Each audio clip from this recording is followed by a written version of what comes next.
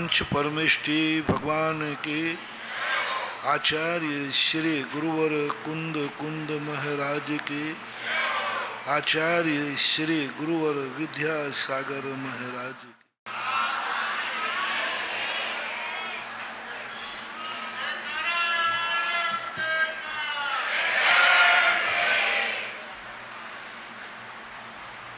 जिंदगी इतनी दुखदाई नहीं है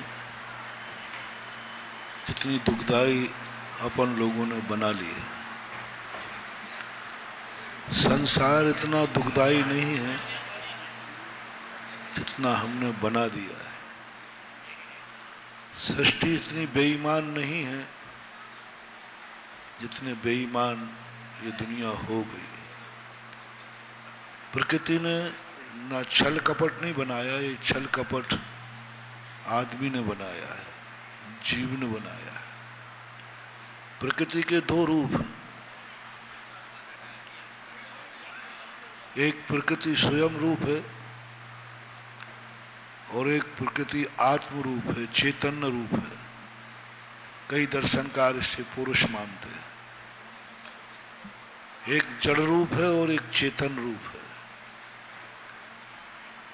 जड़ रूप प्रकृति इतनी बेईमान नहीं है।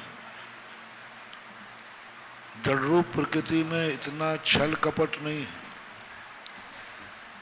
जड़ रूप जो प्रकृति है वह परोपकारी है।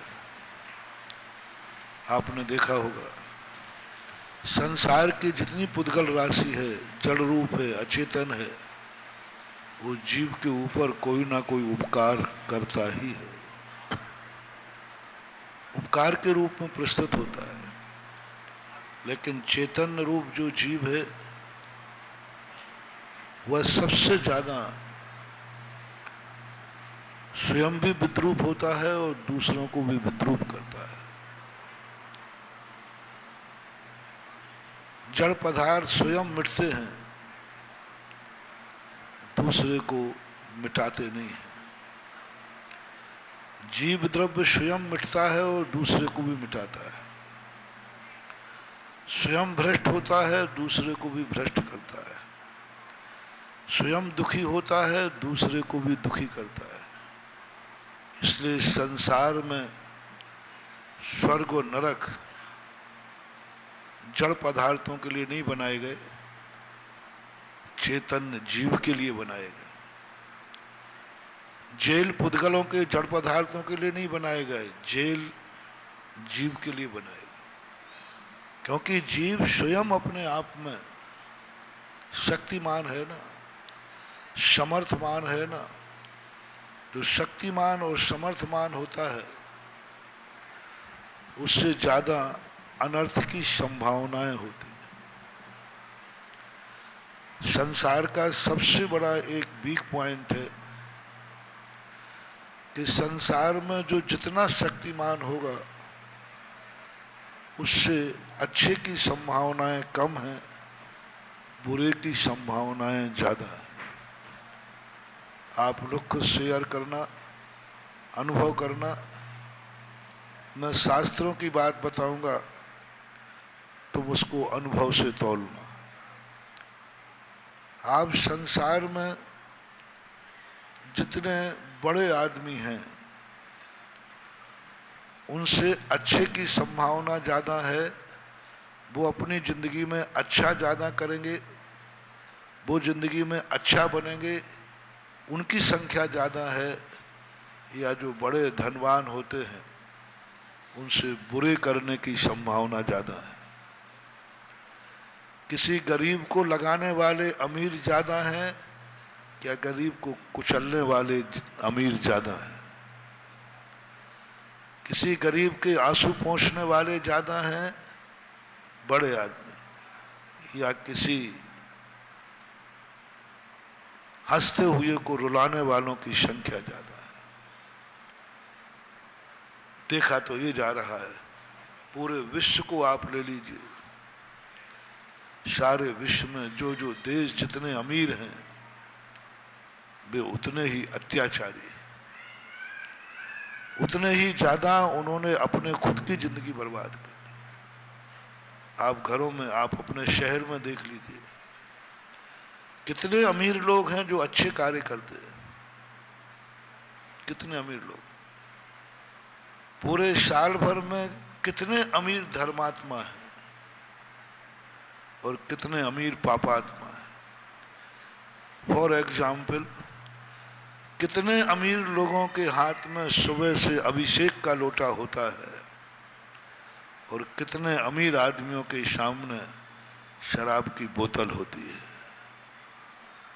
बोलो, बड़े आदमियों में अभिषेक के लोटा लेने वाली संख्या ज्यादा है या शराब की बोतल लेने वालों की? अभिषेक की संख्या होगी भी तो वो हम साधु लोगों के कारण से कोई के पीछे पड़ जाएं तो जरूर अभिषेक का लोटा थमा देते हैं, लेकिन शराब की बोतल कोई सिखाता नहीं है, फिर भी अमीर आदमी उस तरफ लुढ़क जाता है, पापों की तरफ लुढ़क जाता है। देखने में ये आ रहा है इस सृष्टि को सबसे कोई गंदा कर रहा है तो मनुष्य, पशु नहीं। मनुष्य की हर चीज गंदी है, किसी काम में नहीं आती। पशुओं की हर गंदी चीज भी काम आती है। वो मैला भी करता है तो गोबर काम आता है। संसार में दो व्यक्तियों की गंदगी काम नहीं आती, एक मनुष्य की और एक कौआ की। इनका बीट दुर्गंध ही फैलाता है। और सबसे ज्यादा तो ये शरीर जब मरता है तो सभी जीवों के शरीर कोई ना कोई काम आते हैं, हड्डी, पंख, कुछ भी नहीं। लेकिन मनुष्य जब मरता है तो जलाने के अलावा कोई उपाय आते ही नहीं। पूरी दुनिया को गंदा कर दिया। यदि अपन चाहें तो इस संसार में रह करके भी कमल के समान खिल सकते। हम चाहें तो कीचड़ में रहकर सोने के समान दमक सकते हैं। जैन दर्शन ने दो मार्ग दिए। एक मार्ग वो दिया, तुम इन संसार से ऊपर उठ जाओ, निर्वृत्ति मार्ग पे जाओ, परमार्थ को संभालो, मोक्ष पधारो। ये संसार तुम्हारे रहने लायक नहीं है। जो विशेष पवित्र होते हैं, जिनका मन पवित्र है, जिनका वचन पवित्र है, जिनकी काया पवित्र है, जिनका सोच पवित्र है, जिनकी आंखें पवित्र हैं, जिनके कान पवित्र हैं, जिनके हाथ पैर पवित्र हैं, जिनके जिंदगी का एक एक क्षण पवित्र है, जिंदगी का, जिनका शरीर का एक एक रोम पवित्र है, जिनका सोचते भी हैं तो पवित्रता का सोच बनता है, बोलते भी हैं तो उनके मुख से निकला हुआ शब्द मंत्र बन जाता है, जपने योग्य होता है। जो महान पुरुष होते हैं वो जब भी सोचेंगे अच्छा ही सोचेंगे।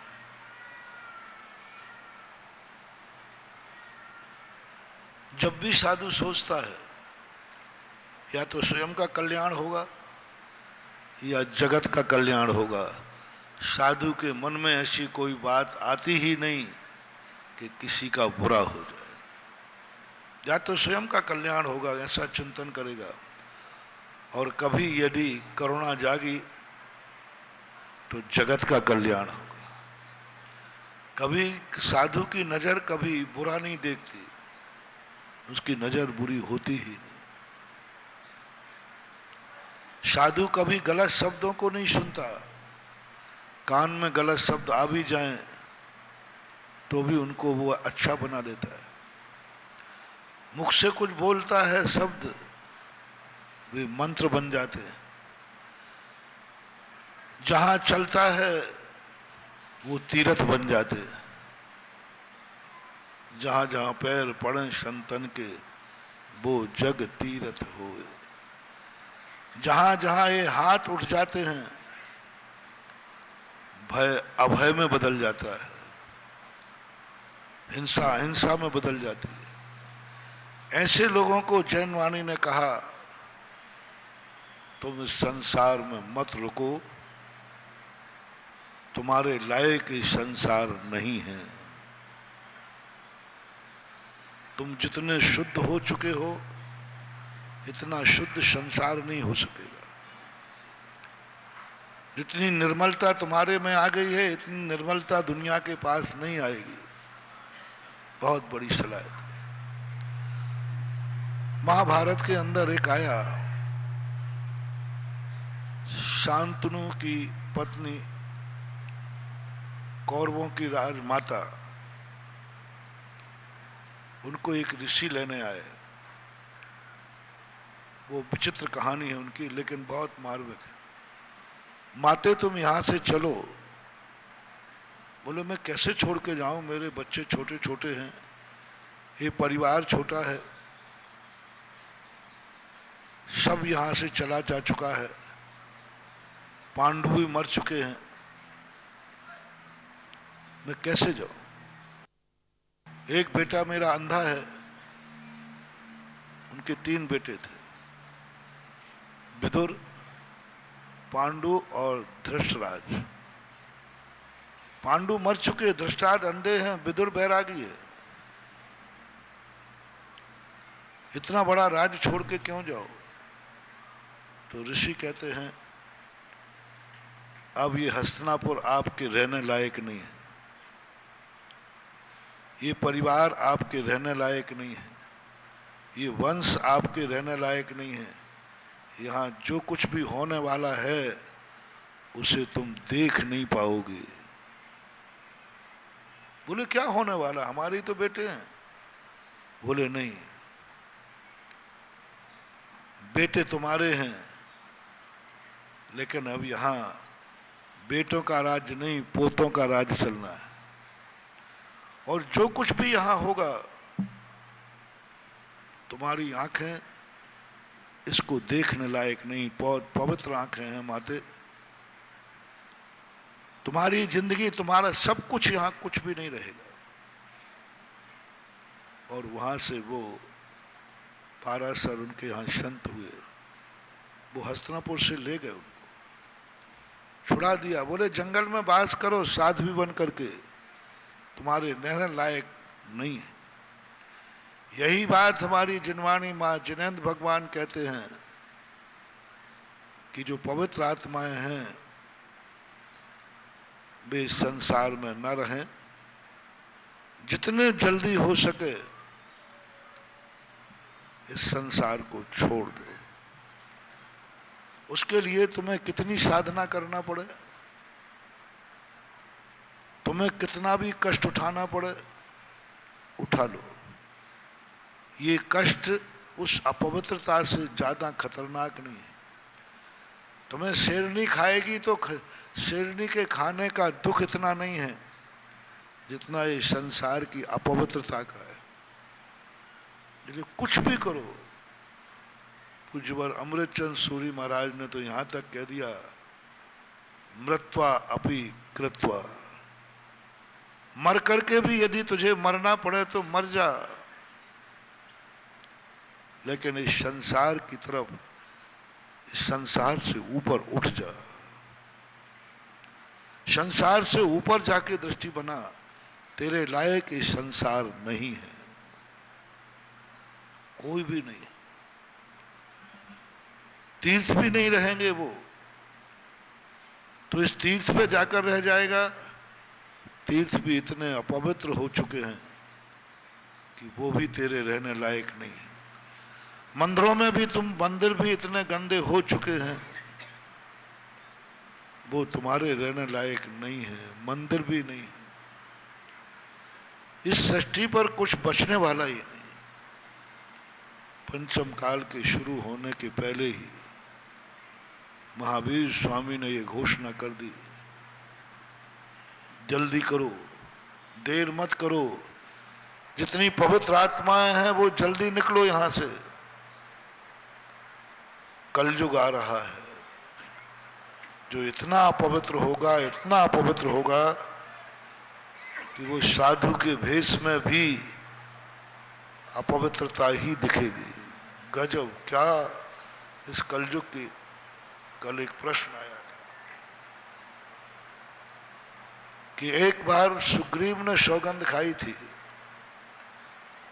कि मैं पंचम काल में जन्म लूं भरत क्षेत्र के, विभीषण। अब ये कितनी बड़ा लज्जा की बात है, ये बहुत बड़ी निंदा है महानुभाव, बहुत बड़ी निंदा है। मैं पंचम काल में जन्म लूं, यानी पंचम काल इतना अपवित्र होगा कि यहां कोई पवित्रता नजर नहीं आएगी। धर्म भी पापियों के हाथ में चला जाएगा। माला भी लोग फेरेंगे लेकिन पाप के लिए फेरेंगे। मंदिर बनाएंगे लेकिन संसार बढ़ाने के लिए बनाएंगे। पूजा करेंगे संसार मिटाने के लिए नहीं, संसार बढ़ाने के लिए पूजा करेंगे। जाप तो होंगे, मंदिर तो बनेंगे, लेकिन ये मंदिर अभिषेक पूजा के लिए नहीं होंगे। ये मंदिर होंगे मलकियत के लिए। आपने देखा होगा मंदिरों की कमेटियां वो होती हैं जो मंदिर ही नहीं जाते, महीनों अभिषेक पूजन करने नहीं आते, मंदिरों में कभी उनको देखा ही नहीं, उनको कोई मतलब नहीं। हुकूमत की बात आएगी, पैसे की बात आएगी तो वो आ जाएंगे। गुल्लक खोलने तो आएंगे, पैसे का हिसाब लेने तो आएंगे। हुकूमत को जहां ठेस लगेगी वहां तो आएंगे। सारे संसार की बता रहा हूं, कोई एक स्थान की नहीं, मैं सारे संसार में घूमता हूं। सारी दुनिया एक ही स्थिति बन रही।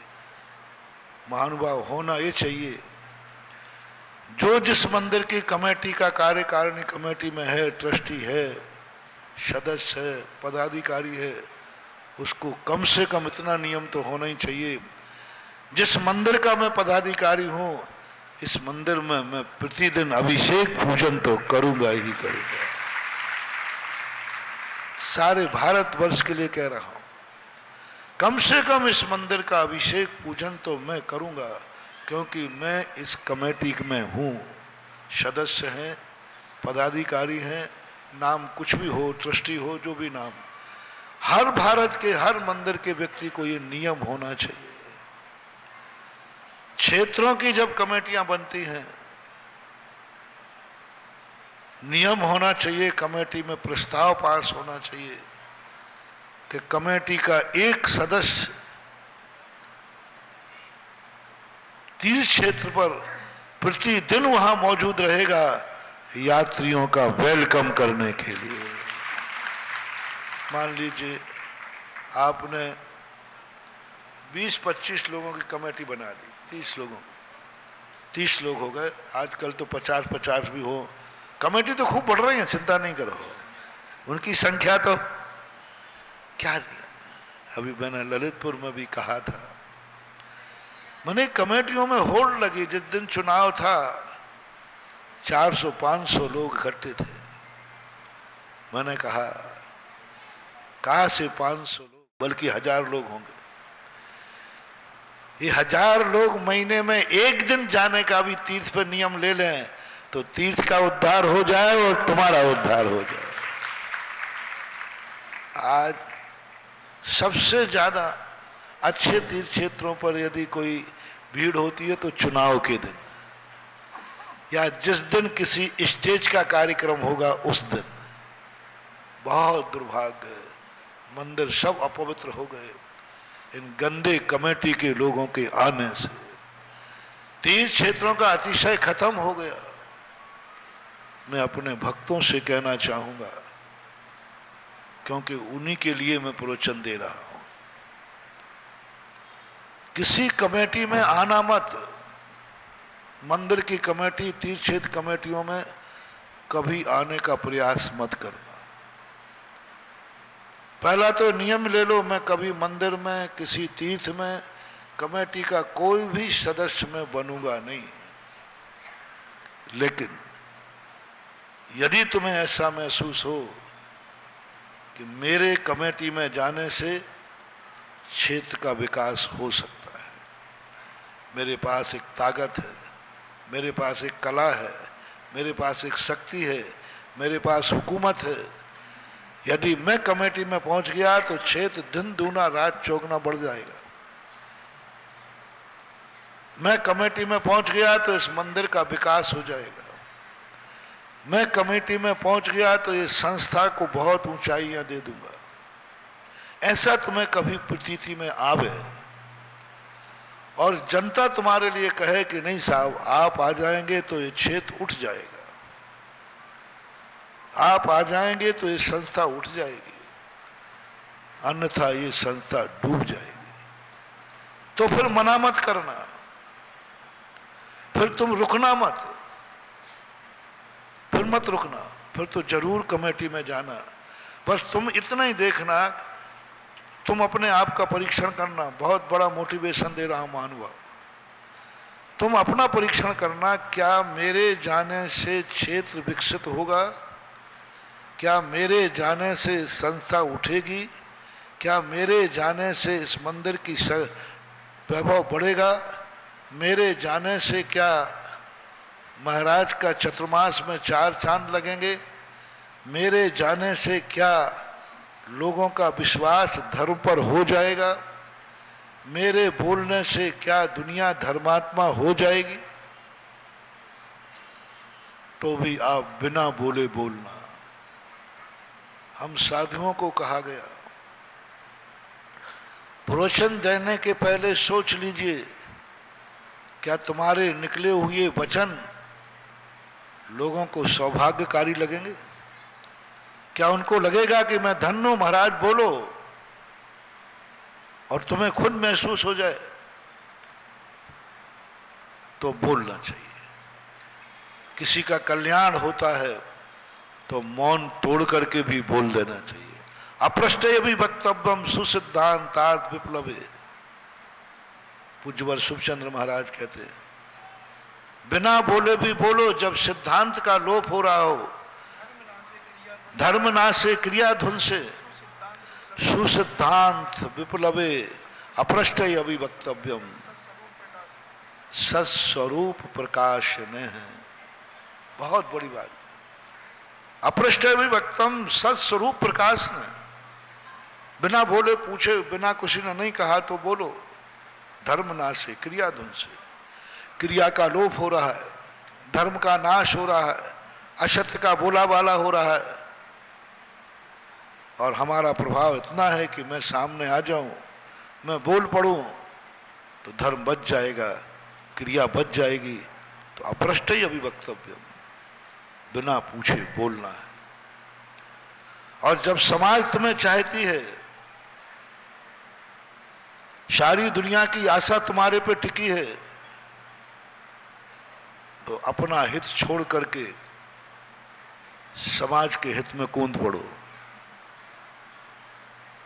आचार्य परमेष्ठी की एक परिभाषा बहुत अच्छी थी, यदि शिष्यों की सामायिक कराने में स्वयं की सामायिक छूटती है तो छोड़ दो, शिष्य की सामायिक कराओ, क्योंकि तुम वो प्रभावशाली। अप्पा परम च जुंजय सो आयरिये नमो तस्य, अप्पा परम च जुंजय, पूज्यवर नेमीचंद महाराज द्रव्य संग्रह। आत्मा और पर में जूझना है, जुंजई शो आयरिय नमो तस्य, जो अपने में और पर के कल्याण में जूझ रहे हैं वे आचार्य परमेष्ठी वंदनीय है। तो पर की बात तो मैंने कह दी कि तुम्हारी दृष्टि से समाज कहती ये व्यक्ति यदि आ जाएगा तो जरूर इस क्षेत्र का विकास हो जाएगा। दुनिया का भाव समझ करके तुम मना मत करना, चले जाना, चले जाना।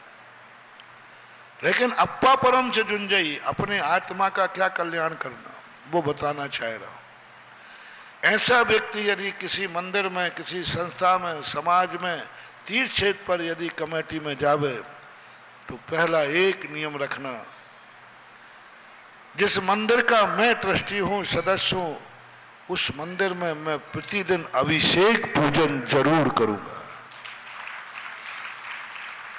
कम से कम जब तक आप कमेटी में, मैं समस्त प्रकार के व्यसनों का त्याग करता हूं, क्योंकि मैं मंदिर की कमेटी में हूं। मैं कोई नशा, कोई गुटखा, कोई ऐसे कार्य नहीं करूंगा जो शब्द विषण रूप माने जाते हैं, क्योंकि मैं मंदिर कमेटी में हूं।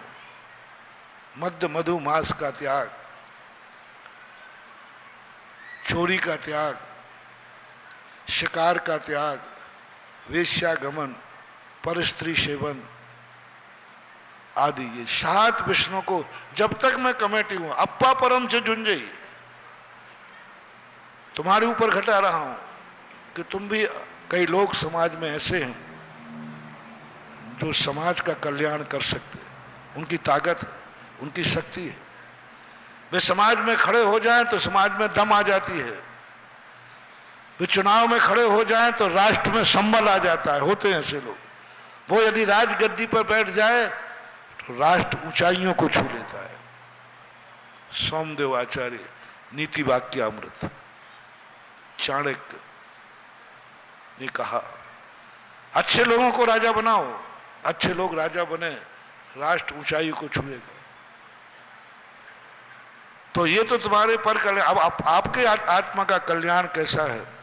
जब तक मैं किसी धार्मिक संस्था में पदाधिकारी हूं, तब तक मैं व्यसन का त्याग करता हूं। मैं कमेटियों में हूं, मैं जब तक कमेटी में रहूंगा, धार्मिक कमेटी, तब मैं रात्रि भोजन नहीं करूंगा, मैं अभक्ष सेवन नहीं करूंगा, मैं ऐसी चीजों का सेवन नहीं करूंगा जो जैन धर्म के खिलाफ है, जो श्रावकाचार के खिलाफ है, जो जैन जाति के खिलाफ है, वो कार्य मैं नहीं करूंगा। इतना नियम लेकर के आप कमेटी में आ सकते हो तो आत्मा का भी कल्याण है, धर्म का भी विकास है और जगत का भी कल्याण।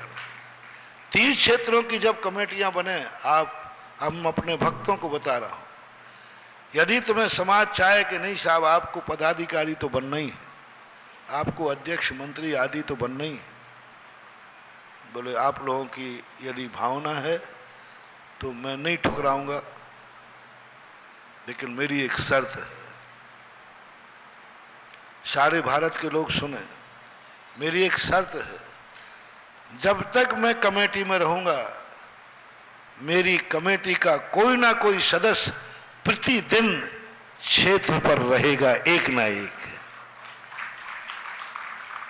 कभी अध्यक्ष, कभी मंत्री, कभी, मान लो 30 लोग हैं तो एक दिन कमेटी का व्यक्ति कोई ना कोई एक मालिक, एक व्यवस्थापक क्षेत्र पर रहना चाहिए, आने वाले यात्रियों को वेलकम करे और क्षेत्र की रक्षा करे। देखो आपने यदि ये नियम कमेटी में पास कर दिया, प्रतिदिन तो नहीं जा पाओगे क्योंकि दूर है, प्रतिदिन अध्यक्ष जाएगा ऐसा कोई नियम नहीं है। 30 क्षेत्र दूर ही होते। अपना क्षेत्र कितनी दूर है यहाँ से? शौरीपुर, बटेश्वर, मथुरा और भी XYZ क्षेत्र है। सब क्षेत्रों पर हफ्ते, महीने में एक दिन मीटिंग में पहला प्रस्ताव चुनाव के पहले होना चाहिए। कोई ना कोई कमेटी का एक सदस्य 24 घंटे 30 क्षेत्र पर रहेगा। जैसे घर आप बाहर जाते हैं ना तो मीटिंग करते हैं घर पे कौन रहेगा? घर पे कौन रहेगा? कोई ना कोई एक व्यक्ति घर पे रहता है। ऐसे ही नियम बन जाए कि 30 क्षेत्रों पर कमेटी का कोई ना कोई एक व्यक्ति 24 घंटे रहेगा और महीने में 24 घंटे जिस क्षेत्र को तुम नहीं दे सकते हो, ऐसे क्षेत्र की कमेटी में रह करके आप दुर्गति के पात्र न बने।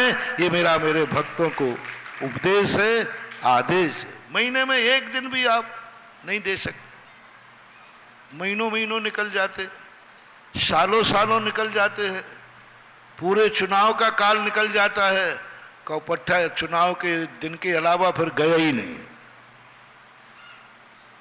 ऐसा अंदाज से बोल रहा हूं, लेकिन मेरा विश्वास है, मेरा अंदाज भी कभी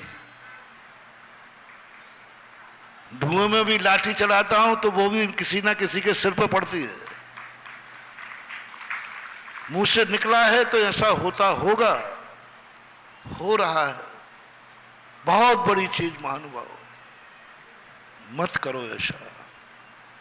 ये दीपक है, सावधानी से लोगे तो प्रकाश दे देगा, चूक जाए तो ये धार्मिक संस्थाओं के पदाधिकारी बनना, ये जला के भस्म कर देंगे। तुम्हारी संस्था में जाने के बाद तुम खुद देखो, जनता चारों तरफ से कहे जब से ये आए हैं दिन दूना रात चौगुना बढ़ रहा है।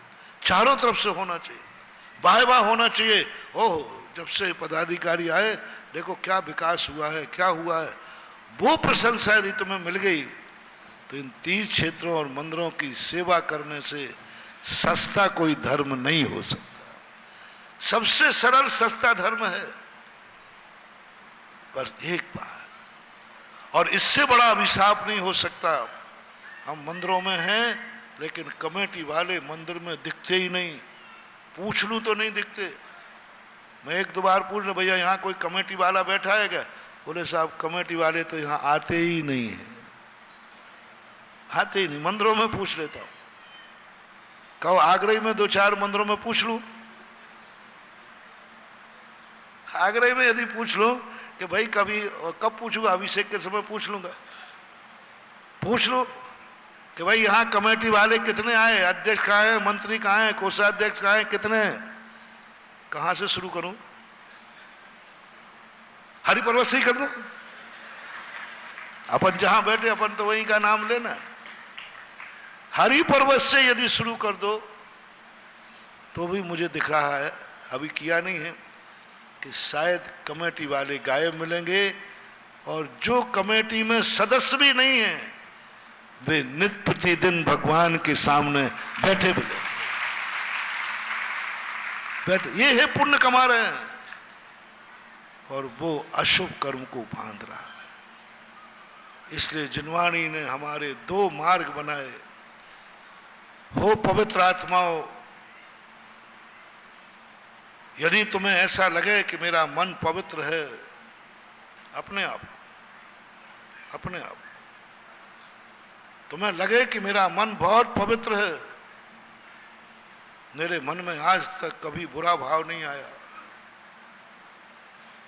तुम्हें लगे कि तुम्हारी आंखें बहुत पवित्र हैं, मैंने आंखों से कभी बुरा नहीं देखा, तुम्हें लगे कि मेरे कान बहुत पवित्र हैं, इन कानों ने कभी बुरा नहीं सुना, तुम्हें लगे कि मेरा मुख बहुत पवित्र है, इससे कभी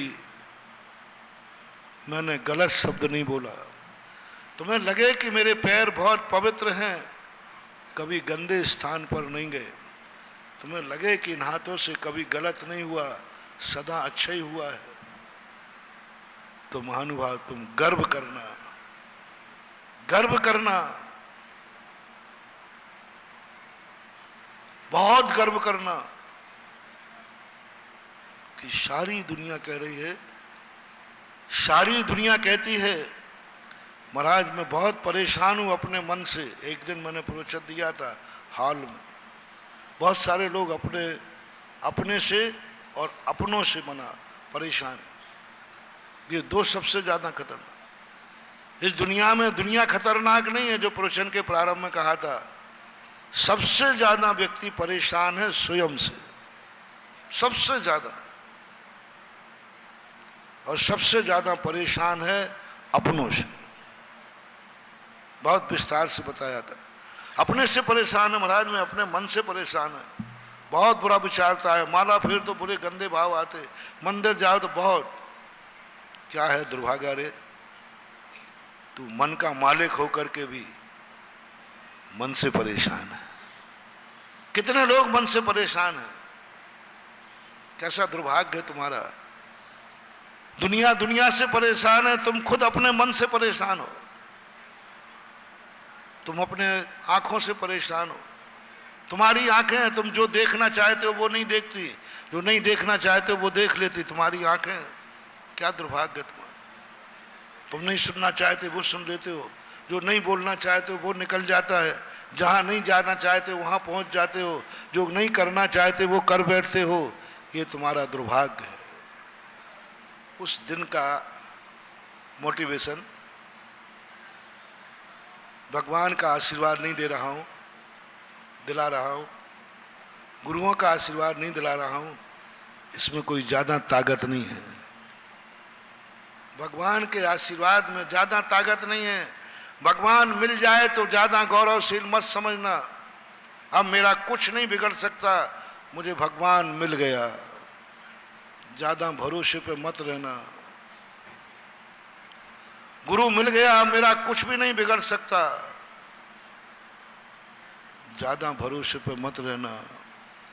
मेरा बाप तो भगवान है, मेरा दादा तो भगवान है, मत भरोसे पे रहना। तीर्थंकर के कुल में रहने वाला पोता मारीच एक कोड़ा कोड़ी सागर वर्ष तक भटक गया। तीर्थंकर की गोदी में खेलने के बाद, गोदी में खेलने के बाद, समोषण में जाने के बाद, भगवान की दीक्षा कल्याणक मनाने के बाद, भगवान के साथ में दीक्षा लेने के बाद क्या दुष्पर्यायों में गया, क्या दुष्ट पर्यायों में गया। मैंने कहा ना, 60,000 बार कौआ बना, 8 करोड़ बार गधा बना। कौन? तीर्थंकर का पोता। कौन? तद्भव मोक्षगामी भरत चक्रवर्ती का बेटा। कौन? बाहुबली आदि 99 तद्भव मोक्षगामी चाचाओं का भतीजा। कौन? वो जाकर के उसकी ये दुर्दशा हुई। ये सब मिले अच्छे निमित्त, पूरा सब कुछ अच्छे निमित्त थे।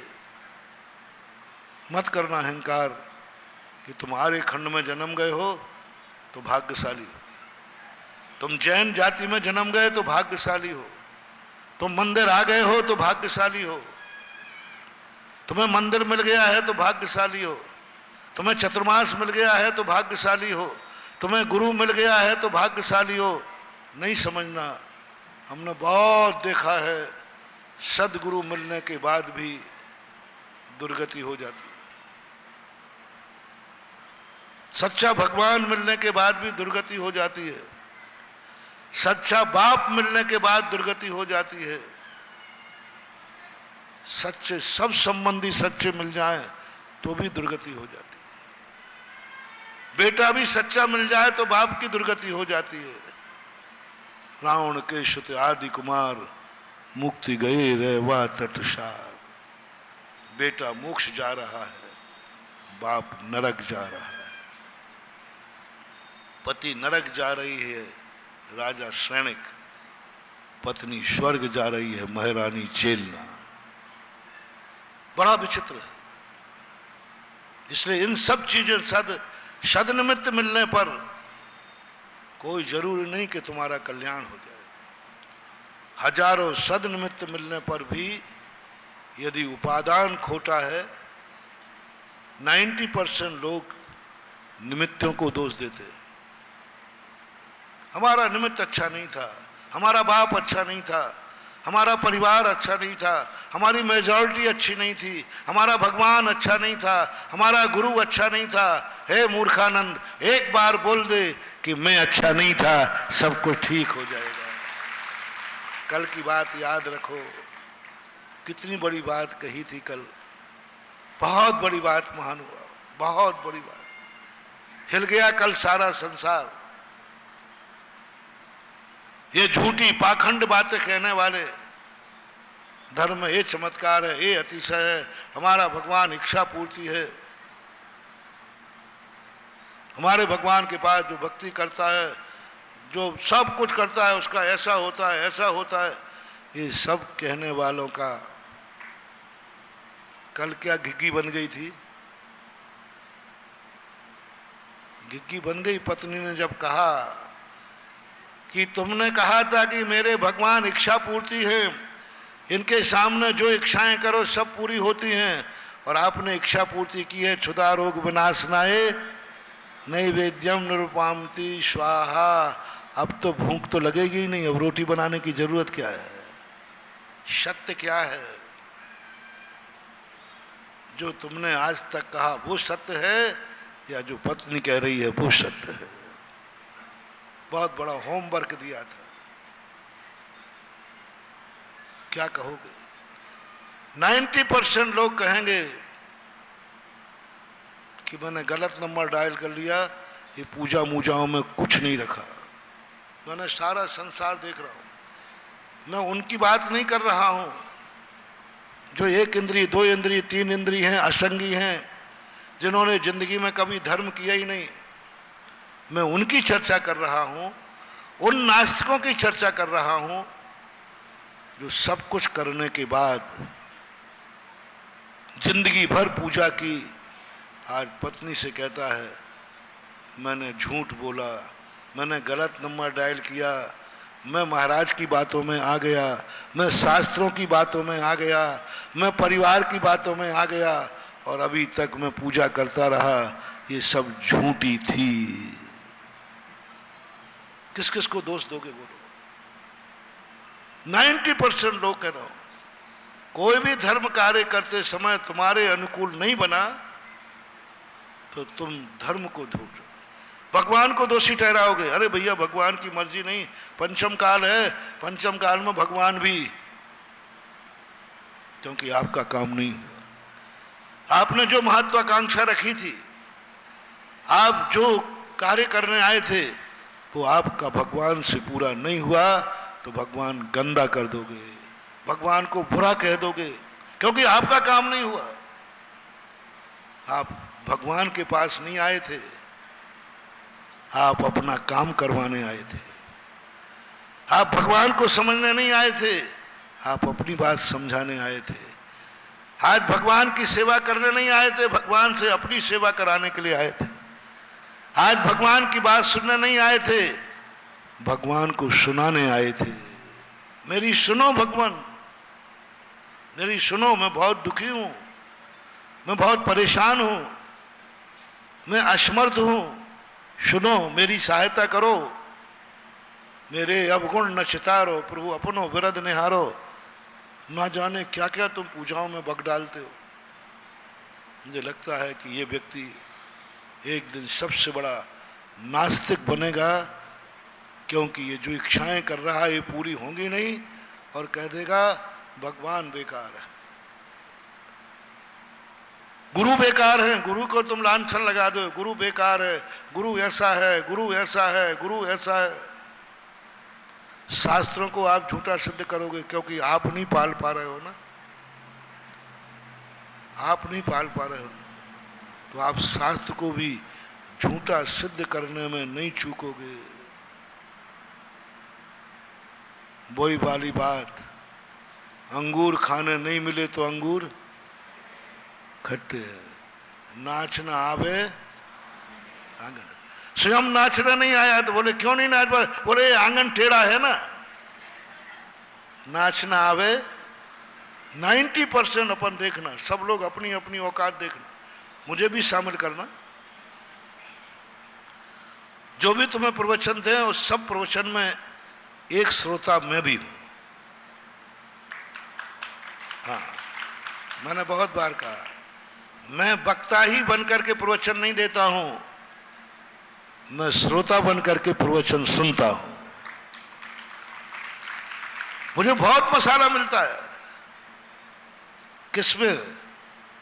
सुधा सागर को बहुत मसाला मिलता है, किसमें? सुधा सागर के प्रवचनों में। और ये कला मुझे पूज्यवर उमा स्वामी महाराज ने दी कि उपदेश पर के लिए मत देना, उपदेश स्वाध्याय है, और स्वाध्याय का अर्थ है स्वहिताय परहिताय, स्वांता सुखाय परहिताय, अपने सुख के लिए पर के हित के लिए स्वाध्याय किया जाता है, प्रवचन दिया जाता है। स्वांताय सुखाय पर हिताय, अपने को सुख मिले, सामने वाले का कल्याण हो, उसी को बोलते हैं उपदेश। इसलिए जो भी प्रवचन दे, एक श्रोता मैं भी हूं, गिनती कर लेना और एक मुझे जोड़ लेना। और मैं सुनता हूं बहुत गौर से, क्योंकि बहुत सारी बातें हम खुद सुनते हैं। इसलिए अपन लोगों को सब औकात अपनी देखना। अपन ने जब भी अपनी इच्छाएं पूरी नहीं हुई, हमने निमित्त को दोष दिया, अंगूर खट्टे हैं। जो मुनि नहीं बन पाए, उन कंजाइशों ने कह दिया पंचम काल में मुनि होते ही नहीं है, पंचम काल में मुनि धर्म है ही नहीं। अरे भाई, आगम में लिखा है, कुंद कुंद स्वामी ने लिखा है, भगवान महावीर स्वामी के बाद से पंचम काल के अंतिम 3 वर्ष 8 महीने 15 दिन तक एक भी दिन दुनिया में नहीं रहेगा जिस दिन कोई भावलिंगी मुनि महाराज न रहे। एक जब जब मुनियों का अभाव हुआ, आगम में कथन है, सब कथन है, पूरे शास्त्रों में कथन है। पूज्यवर यति विश्व आचार्य महाराज त्रिलोय प्रणत, कौन कौन से काल में मुनियों का अंतराल रहेगा, नाम लिखे काल को लेकर।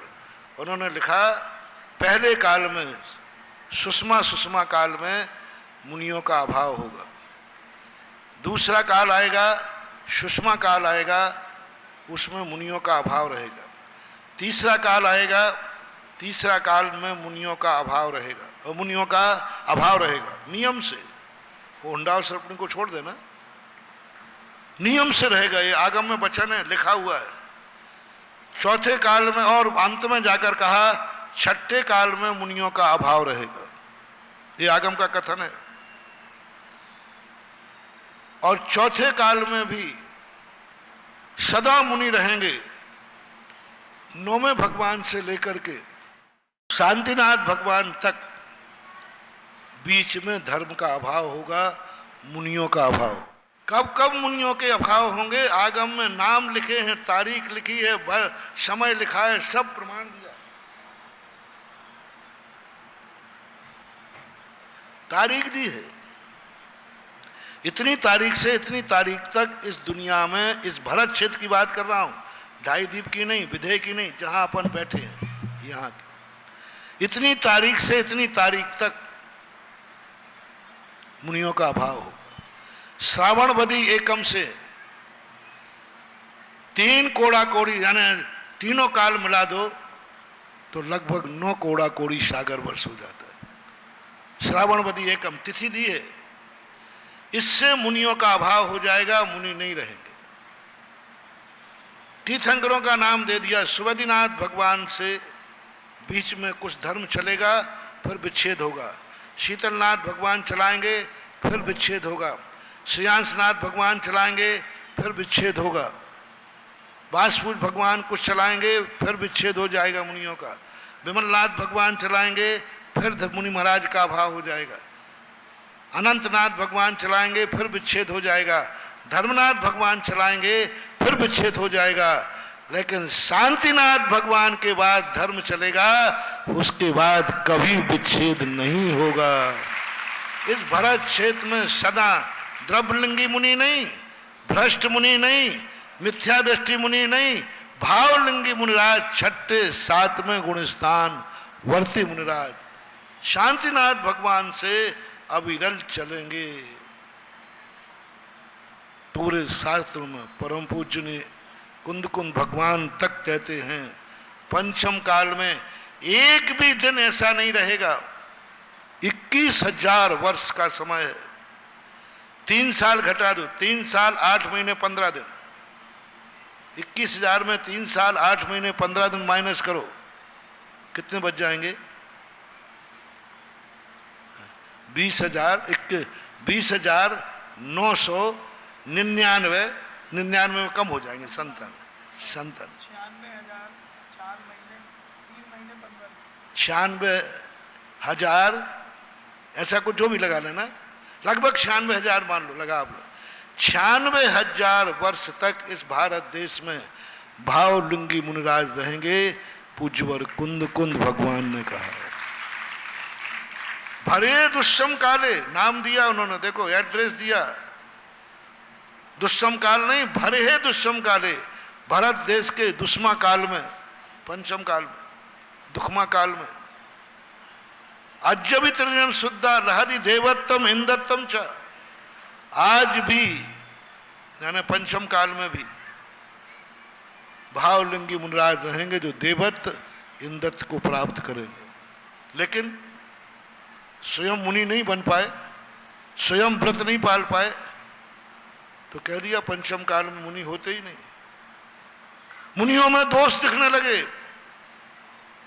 भ्रष्ट आदमी कभी अपनी भ्रष्टता नहीं देखता, वो सदा अच्छे लोगों के लिए लांछन लगाता है। असमर्थ आदमी कभी अपनी असमर्थता नहीं देखता, समर्थ लोगों का वीक पॉइंट देखता है। स्वयं मुनि नहीं बन पाए, पंचम काल में मुनि नहीं, दोष देखना शुरू कर दिया। पंचम काल में उद्दिष्ट भोजन करते हैं हम, पंचम काल में लोग वनवास में नहीं रहते हैं, पंचम काल में लोग समाज में रहते हैं, पंचम काल में लोग समाज की प्रवृत्ति ज़्यादा करते हैं। जितने देखो, आज अच्छे मुनि बनने वाले ने कभी मुनि धर्म की प्रशंसा निंदा नहीं की। वही निंदा करता है जो स्वयं प्राप्त नहीं कर पाया। आपसे मैं पूछना चाहता हूं, दान की बुराई कौन करता है? जो दान देता है कि जो नहीं देता? वो कौन करता है? जो नहीं देता है। हिसाब कौन मांगता है? देने वाला नहीं। जिसने एक कौड़ी नहीं दी हो, ये सब जगह है, तुम्हारे यहाँ ही नहीं, हमारे यहाँ पंडितों में यही आफत है। तुम्हारी कमेटियों में नहीं, हमारे यहाँ है। स्वयं व्रत नहीं ले पाते हैं तो व्रत बेकार है। बोले क्यों? पंचम काल में 12 व्रतमा नहीं पलती है, 12 व्रत नहीं पलते, 12 व्रत नहीं पलते हैं पंचम काल में। समंत्र भद्रराज मूर्ख थे जो पंचम काल के लोगों को श्राप का चार लिख गए। कुंद कुंद भगवान मूर्ख थे जो पंचम काल में मुनि महाराजों की मुनिचर्या लिख गए। बट्टकेर आचार्य महाराज ने मूलाचार लिखा। यदि क्लास में पढ़ने वाले विद्यार्थी नहीं है तो बोर्ड कभी कोर्स तैयार नहीं करता। कोर्स तैयार बता रहा है कि पढ़ने वाले भी हैं, मूलाचार बता रहा है कि मुनि हैं, श्रावकाचार बता रहा है कि श्रावक हैं। नहीं तो क्या व्यवस्था में लिखने की जरूरत थी? होते ही नहीं है। ये सबसे बड़ा जिंदगी का सबसे बड़ा पतन का कारण महानुभाव मोटिवेशन। जब जब तुम्हारे लिए किसी भी चीज में असमर्थ महसूस हो और तुम्हें किसी समर्थवान पर दोष दिख जाए, समझ लेना तुम्हारा विनाश निश्चित है। तुम्हारे कारण तुम्हारी पूजा सफल नहीं हुई तो पूजा बेकार है। तुमने माला फेरी पर सफल नहीं हुए तो माला बेकार है। तुमने शांति धारा की, तुम सफल नहीं हुए तो बेकार है। कल बहुत बड़ा मोटिवेशन दिया था महानुभाव। अपनी जिंदगी में